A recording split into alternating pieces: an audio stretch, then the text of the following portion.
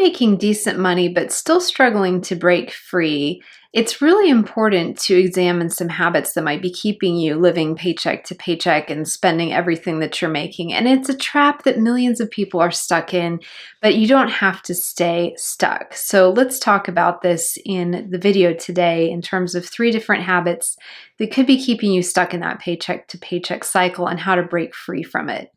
If you're new here, hello and welcome to my channel. I'm Sarah Edens. I'm a financial consultant and educator, and I make weekly videos all about personal finance, wealth mindset, and how to achieve financial freedom. So if you're interested in those topics, please come and join our community by subscribing, and make sure to share this video with a friend who you think might enjoy our community as well. We have some fantastic people here, and we always have such great conversations in the comments section. So thank you to everyone who contributes there as well. So the first thing to think through when you're trying to break out of a paycheck to paycheck cycle is that you may be underestimating the power of lifestyle creep or lifestyle inflation. So this is just basically a concept where as people make more and more money, they tend to spend more and more money. And this is actually something that's been proven with research. In 2023, the US Bureau of Labor and Statistics found that household spending increased almost proportionally with income, especially in categories like housing, transportation, and food. So that kind of translates out to say that as people make more money, they generally get themselves nicer housing, nicer cars, and perhaps they're eating out more or spending more on food and dining in general. None of those things are bad in and of themselves, but it's just about being aware that you can make more and more money and find more and more things to spend on it just like that. And it's about mindfulness to not spend everything you're making and make sure you're putting some aside for savings and some aside for your future as well. According to a 2024 Bankrate survey, more than 1 in 3 Americans said that they were living paycheck to paycheck currently, defined as having little to no money left for savings after covering monthly expenses. Now, I think a lot of this too is also down to inflation and the higher cost of living that we've been dealing with the last 5 years, where cost of housing and cars and food and everything else has just been going up at an astronomical clip compared to what it's done in the last 20 to 30 years at least. And so I do want to make sure to acknowledge that we are living in very expensive times, but then also there's the constant push with marketing and seeing what other people are doing in your neighborhood or friends and family to kind of keep up with the Joneses. So it's some of both to be aware of there.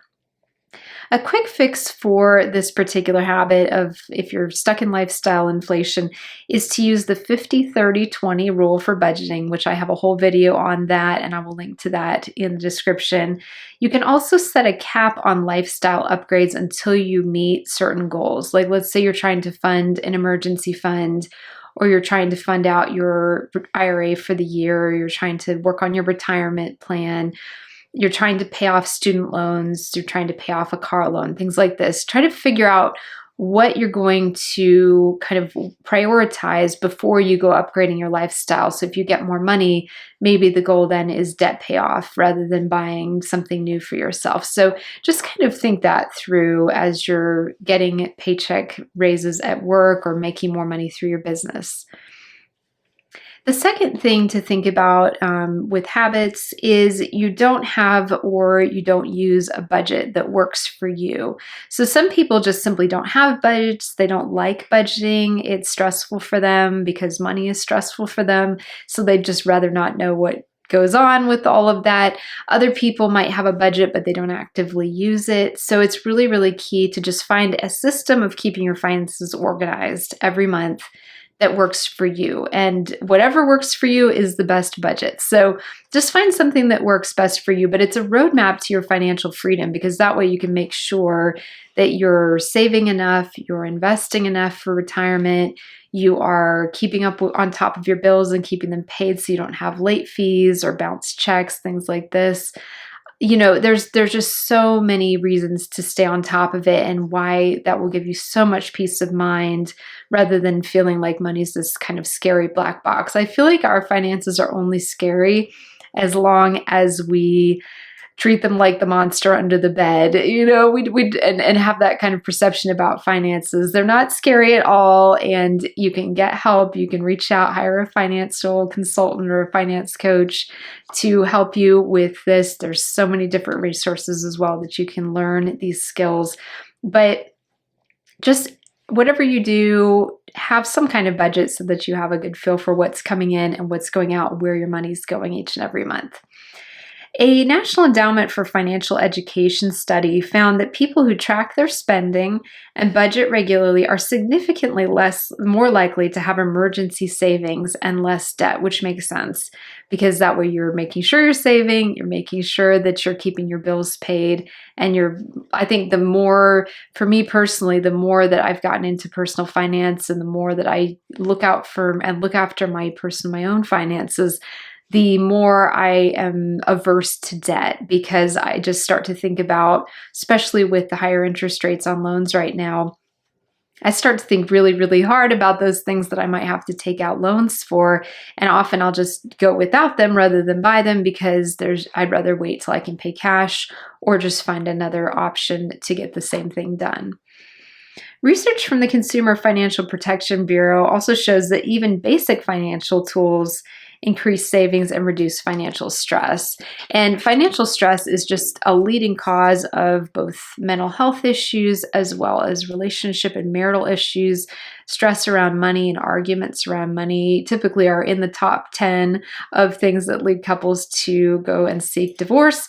And so it's just for so many different reasons, it's really, really key to start having some kind of budget. I have a whole budgeting playlist that I'm constantly adding to that I will link to in the description. There's also apps such as Monarch, which is pretty much the top budgeting app right now that I've heard of from other people in the finance space.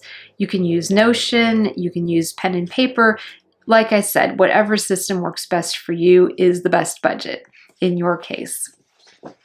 And then the third thing that might be keeping you living paycheck to paycheck is that you're not investing in assets. You're spending like a consumer and not an owner. I recently did a video on this, and I'll link to that in the description as well if you want more of a deep dive into this mindset shift.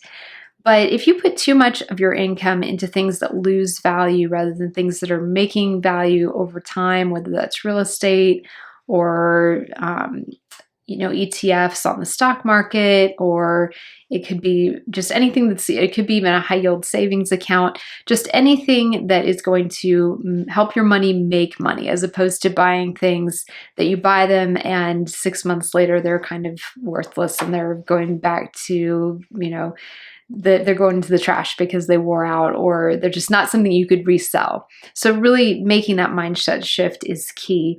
The Federal Reserve's 2023 survey of consumer finances showed that the wealthiest households allocate a higher percentage of income towards assets such as retirement accounts, stocks, and real estate rather than consumption. Now, you could make the argument that wealthier households have more to invest, but there are also surprisingly a large number of wealthy people who live paycheck to paycheck as well because they don't have this investor mindset. So just because you're rich does not mean you're an investor, and it doesn't even mean that you're going to stay rich. It just means you have a high income, but you're not having your money make you money. So you might have a sort of difficult retirement if you're not saving all that money that you're making now, even if you're making a high income. So at any income level, it's really key to think like an investor. And then a 2024 study published in the International Journal of Research in Business and Social Science found that a simple buy and hold approach where investors consistently purchase securities, so stocks, bonds, things like this, and hold them through market fluctuations delivers sustainable, risk-adjusted returns and often beat more active trading strategies. So it's really learning how to invest and how to be in the markets, especially right now if you're just starting out, is really tricky because it's a very volatile market situation right now. I saw a great quote the other day that said that markets hate uncertainty more than they hate bad news. And so we are definitely dealing with lots of uncertainty in the global geopolitical stage right now, and have been for about the last 5 years now, but particularly in the past year. And so it's really, really key to remember that with all of this. So if you're uncertain where to start with investing, you can always hire a financial advisor who manages investments. You can speak with an investment advisor. There's just many different ways you can set up your portfolios. But what I'd recommend is that you start with low cost index funds in something like a 401k or an IRA. A great resource for this is E-Trade, and this video is not sponsored by them. I use them as a trading platform, and I absolutely love the experience I have over there as a customer. But if you set up a free account on E-Trade, you can do all the research you could possibly want to about every last stock, bond, exchange-traded fund, mutual fund out there. And what they have is they have access to Morningstar ratings. Morningstar is a very, nationally acclaimed investment advisory firm. And Morningstar will rate these different funds on a scale of 1 stars to 5 stars. And that gives you a really good snapshot of, is it a fund that I want to put my money in? Because not all ETFs are created equal. And so if you start looking through the lists of different things, you can even do searches where it will show you, you can search by Morningstar rated funds. And it's not a guarantee that you're never going to lose money if you buy Morningstar rated funds. Obviously, you can make money and lose money on the stock market, no matter how good your advice is, but it just gives you a better chance of having a fund that's historically been well managed, has performed well in the past, is likely to perform relatively well in the future.